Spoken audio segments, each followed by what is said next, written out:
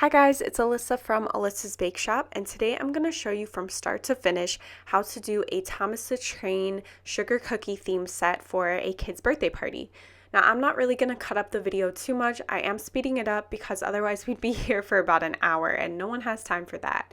But I am going to kind of jump back and forth between each design. So I'm just going to show you the order that I do it because you do have to account for some drying time before you add the next layer of icing.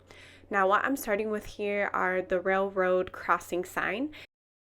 Now this young child was turning 2 years old, and I just really like the whole theme for this. I really love when you kind of mix the theme with the number of the birthday or balloons or something like that. It's just really cheerful. I also love this sky blue color. I think that it came out really nice, and I had only used about a few drops. That is why I recommend a Maricolor gel food dye all the time, because it's really vibrant and you don't have to add too much food dye to it. I'm not sponsored. I'm too small of a channel to be sponsored, but I just really recommend it. I've been using it for years. For most of these cookies, I'm using pipeable icing. I decided to use pipeable instead of flooding icing because I have a small quantity to make. I only did 1 dozen, although I did, of course, make a few extra because you never know. And you'll hear that a lot on this channel. I am always recommending you to make extra.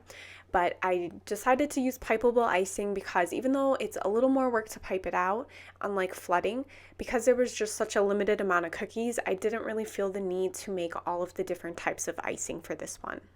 Then I jumped over and I outlined the clouds, and we only are going to have a blue outline and then we're going to fill in the rest with white. So I just made these really quickly and then I set them aside. Then I jumped over to Thomas the Train, and I'm just going to fill it in and then put in that blue icing again. Again, this is pipeable icing, so it's not as thin and runny as your flooding icing, but it is kind of the next easiest flood icing consistency to work with. I do have a video about icing consistencies if you guys wanted to see that too.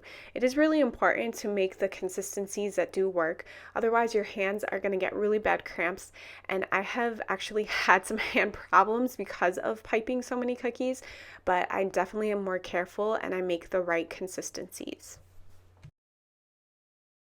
Now that we got all of our base icing set, I'm going to let this dry and then I'm going to move on to the next shape.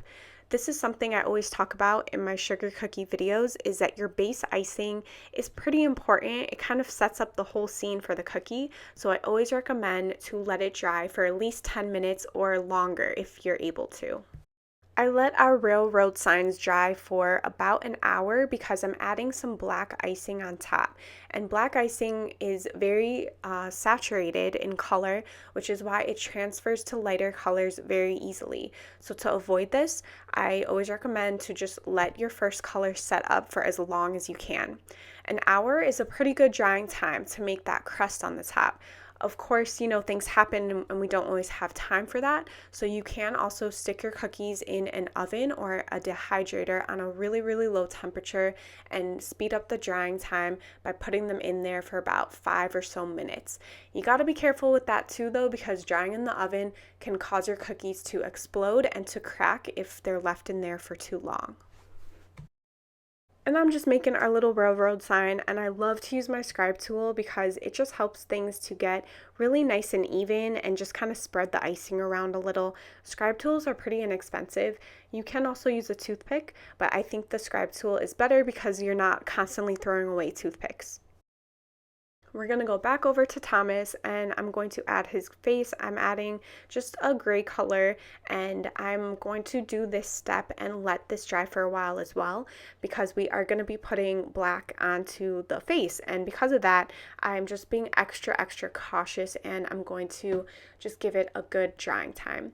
We're going to jump back over to the clouds for a second and we're just going to fill it in with white icing. I really love this and how there was a blue outline and then the white icing. I don't know, it was really kind of like fun and playful with the colors, and it's really perfect for a kid's birthday party. I think I'm going to experiment with outlining things in this way a little bit more. I'm going to jump over to the number 2s and I'm going to add the railroad tracks onto them. I thought that this was just a really nice, lovely design. I don't know, the whole set I was a bit worried about, but it turned out pretty good. And the reason I was worried is because from a home baking business standpoint, making character cakes and cookies is really difficult. And that's because it takes a lot of skill to get characters to have the same exact likeness as a character. And we're making it out of buttercream and icing, so it's a little bit harder than just drawing out the character itself. Now, I know what my skills and what my weaknesses are, and making faces is definitely one of my weaknesses. So when I used to do this and when I did bake for people, I would oftentimes not do the character directly. So let's say you do Spider-Man and it's a Spider-Man theme. I used to not really make the character itself, but I would make spiders, or I would do the whole red and blue theme with his, uniform, and then in that way you can kind of get around it. I'm really stopping to do my whole home baking business just because it is a lot and there's a lot of difficulties that you run into. I really loved every minute of it, and I still sometimes do orders for family and friends, but when it comes to helping the public, it's definitely a lot, and I'm definitely shifting my stuff to doing more content as well as the blog that I created. So that's kind of where I am right now as of posting this video, but I did do this order for someone. This is one of my last orders that I had done, and I'm glad I filmed it because I just like to see the progress that I had made from the very beginning to where I am right now.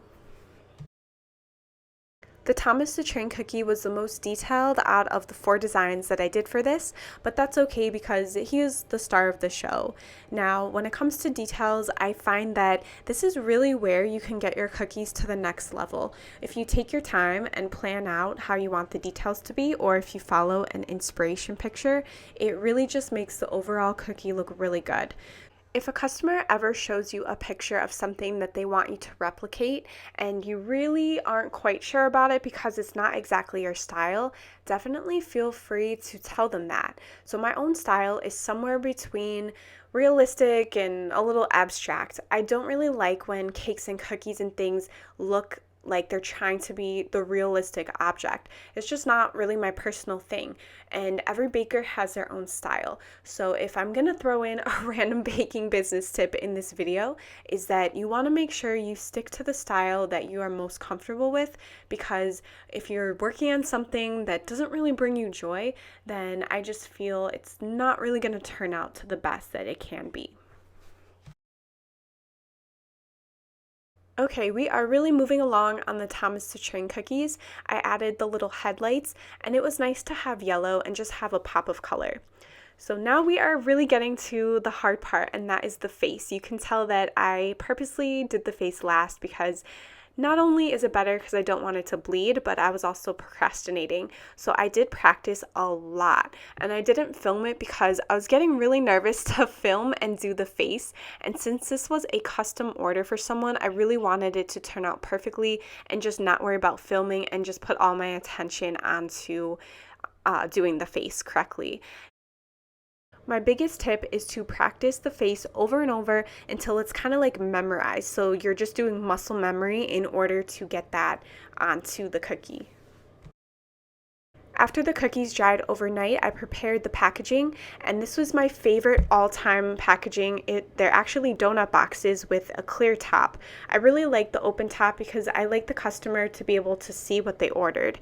And I'm just going to take the tray and we're going to start putting them into the donut box. I will put a link below. I had tried a bunch of different donut boxes, and I just feel that it's the perfect size to fit 12 cookies perfectly, even if some of the cookies are bigger and some are smaller. One of my favorite parts when packing up an order was trying to place the cookies in a really nice way into the box so that when the customer sees it, they just get really excited about the event that they're going to be having. And the thing about the donut box is that it was kind of like a puzzle to fit all the cookies into the box perfectly. So I actually would turn some onto their side, as you can see, like the 2 over there, just in order to make sure that they all fit, because that really is the most important part. And I did not stack them on top of each other because we don't want to stack them, even though they're dry, they're still very delicate. The customer really liked their order, and I was really happy with the order, which is the best part when you're able to just give it to whoever, friends, family, whoever, and that they enjoy it. I hope you guys enjoyed this video, and I will see you next time.